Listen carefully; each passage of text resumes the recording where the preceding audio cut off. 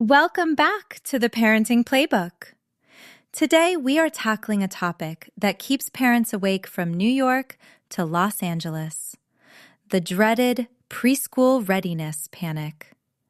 You've probably spent months obsessing over whether your 3-year-old can recognize the letter B or count to 10 without skipping 7. But here is the cold, hard truth that might shock you. Most preschool teachers in high-performing districts across the country don't actually care if your child knows their ABCs on day 1. In fact, focusing too much on academics right now might be the very thing that sets them back. You are likely over-preparing the brain while under-preparing the heart. While parents are busy buying flashcards, teachers in elite Chicago developmental programs are looking for something entirely different. They are looking for social-emotional stamina. Statistics show that nearly 20% of toddlers struggle to adapt to the classroom environment within the first 90 days. Not because they aren't smart, but because they lack the invisible social skills required to navigate a room full of 20 other tiny humans. Today, we are revealing the 5 essential social skills your toddler needs before that first bell rings, and how you can build them starting this afternoon. Let's talk about the problem. We live in a culture of hyper-parenting. In places like San Francisco or Boston, the pressure to have a gifted toddler is immense.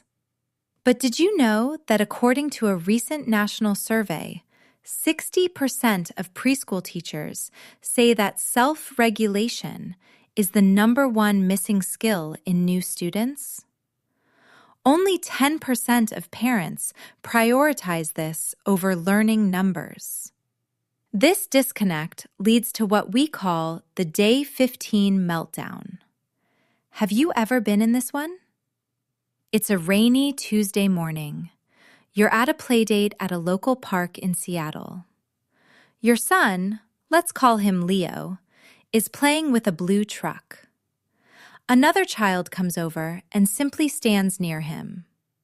Leo immediately screams, "Mine!"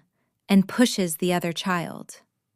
You say, "Leo, we share. Give him the truck right now or we are leaving." The result? Leo has a full-blown tantrum. The other child is crying, and you feel like a failure. You forced a result without teaching the skill. Hi, you're at home in your kitchen. Your daughter Maya is trying to put on her own shoes.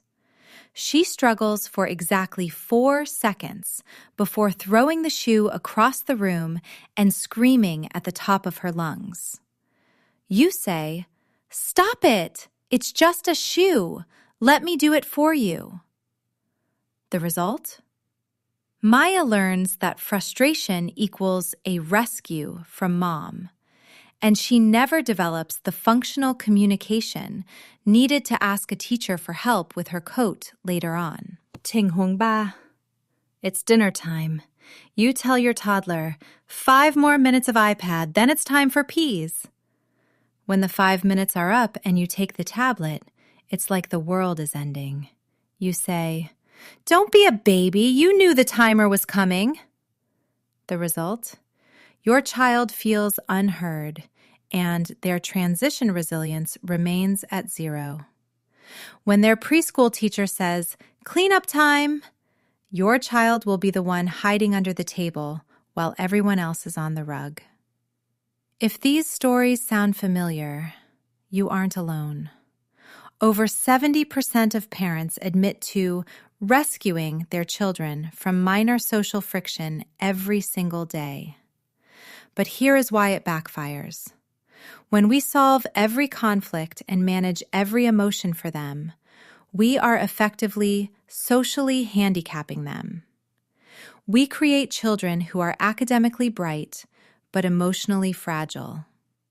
They become the hedgehog children, prickly, defensive, and unable to join a group without causing a disruption. Research over the last 20 years from the Yale Center for Emotional Intelligence has found that children who lack these 5 core social skills are 40% more likely to struggle with peer rejection by the 2nd grade. It's a snowball effect. Poor social skills lead to fewer friends. Fewer friends lead to lower self-esteem. And lower self-esteem leads to academic disengagement. This isn't just about preschool. It's about the next 20 years of their lives. We are currently in the golden window.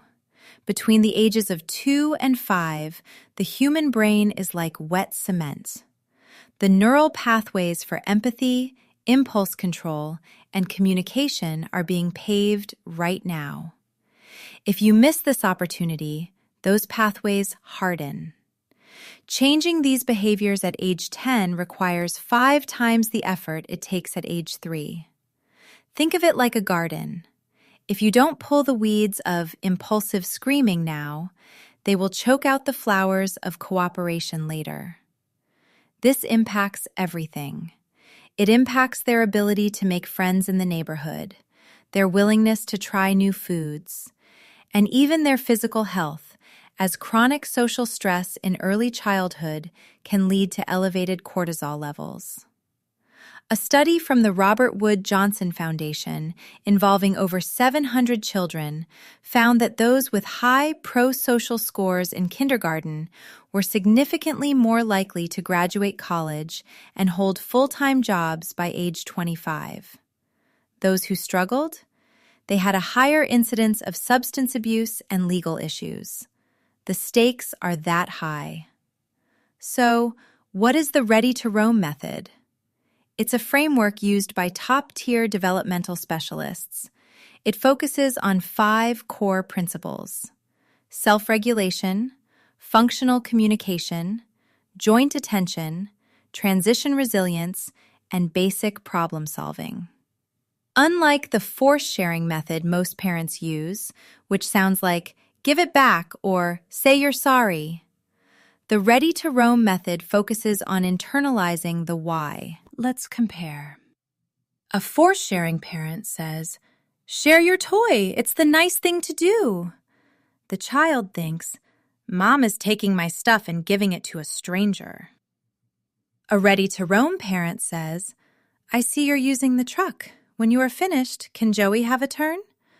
The child thinks, "I have control over my play, and I can plan for the future." The difference is autonomy. One is a command, the other is a social contract. This method works through 3 mechanisms. First, emotional labeling. When you name a feeling, you move the activity from the amygdala, the lizard brain, to the prefrontal cortex, the logical brain. Second, the power of the pause. We teach the child to wait 3 seconds before reacting. Third, scaffolding independence.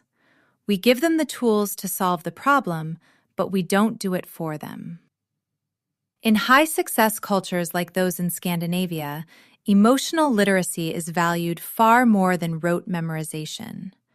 They believe a child who can navigate a disagreement is more intelligent than a child who can read at age 4. The results speak for themselves.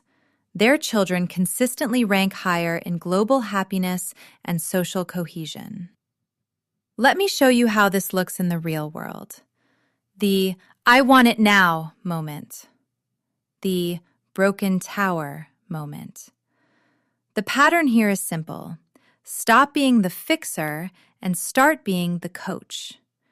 You are moving from a command and control model to a guide and support model. This is the secret sauce of every successful preschool classroom in America. Let's look at the hard data. A landmark study from the University of Pennsylvania followed 1,200 children for 20 years. Group A was trained in these 5 social skills during preschool. Group B focused on traditional academics. 20 years later, Group A had a 35% higher rate of homeownership and reported significantly higher life satisfaction scores. Group B, while having similar income levels, struggled more with divorce and workplace conflict. Dr. Heather Weiss, founder of the Harvard Family Research Project, once said, "Social emotional readiness is the bedrock upon which all academic learning is built. You cannot teach a child to read if they are too busy being anxious about who will sit next to them at lunch." This isn't just soft stuff. It is the hard science of success. Ready to start? Here is your 4-week Ready to Roam checklist. Before you start, you need a patience mindset. You are a gardener, not a carpenter. You can't hammer a child into being social. You have to nurture it. Week 1, the emotion detective, the help protocol. Use the formula, I need, please. When they point and grunt at the milk, do not give it to them. Say, I see you're pointing. Can you say, milk, please? If they are struggling with a toy, wait. Count to 10 in your head. If they melt down, you can say, help me, please. Week 3, the transition tango. Week 4, the problem solver proxy. Imagine it's the first day of preschool. You're at the door of a bright classroom in downtown Chicago. Other kids are clinging to their parents' legs. One boy is screaming because he can't find his cubby. But your child? Your child walks up to the teacher, looks her in the eye, and says, I'm a little nervous. Can you show me where the blocks are?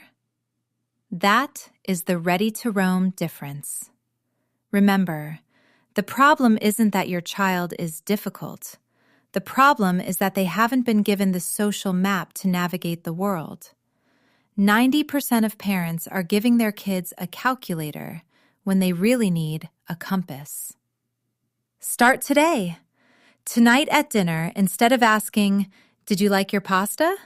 Ask, what was a time today you felt really happy? And what was a time you felt frustrated? Model it yourself. Say, I felt frustrated when I lost my keys, so I took a deep breath. In 1 week, you'll see the first shift. In 1 month, you'll have a child who is ready to thrive, not just survive, in preschool. If you found this helpful, please subscribe and share this with one parent who is currently panicking about preschool applications. You've got this. See you in the next episode.